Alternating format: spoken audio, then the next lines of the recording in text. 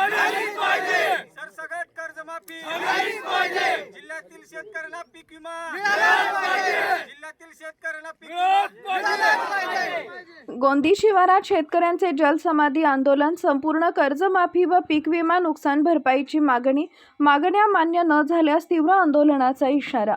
जालना जिल्ह्यातील अंबड तालुक्यातील गोंदी शिवारात गोदावरी नदीपात्रात शेतकऱ्यांनी जलसमाधी आंदोलन केलंय.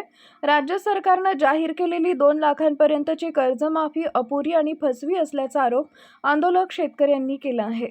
या कर्जमाफीत सुमारे 80% शेतकरी वंचित राहणार असल्यानं 2016 पासून आतापर्यंतची सर्व थकीत कर्ज केंद्राच्या मदतीनं पूर्णपणे माफ करावीत अशी मागणी शेतकऱ्यांनी केली आहे. तसेच 2025च्या खरीप हंगामासाठी पीक विमा भरूनही अतिवृष्टीची नुकसान भरपाई मिळाली नसल्याचा मुद्दा देखील शेतकऱ्यांनी उपस्थित केलाय. या प्रमुख मागण्यांसाठी शेतकऱ्यांनी गोदावरी नदीपात्रात उतरून जलसमाधी आंदोलन छेडले.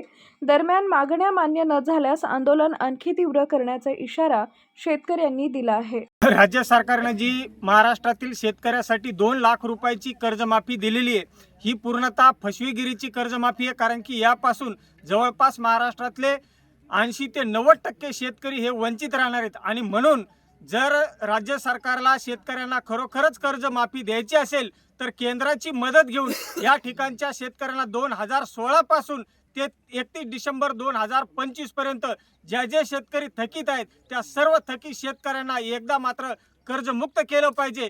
दुसरी आमची मागणी आहे की या जिल्ह्यातील शेतकऱ्यांना जवळपास 4.5 ते 5 लाख शेतकऱ्यांना खरीप 2025चा पीक विमा 8 महिन्यापूर्वी आमच्या शेतकऱ्याने भरलाय. आणि त्यानंतर अतिवृष्टी होऊन देखील आमचं होतं नव्हतं माल देखील यावेळी वाहून गेलेले आहेत, काही जळून गेले पाण्यामुळे.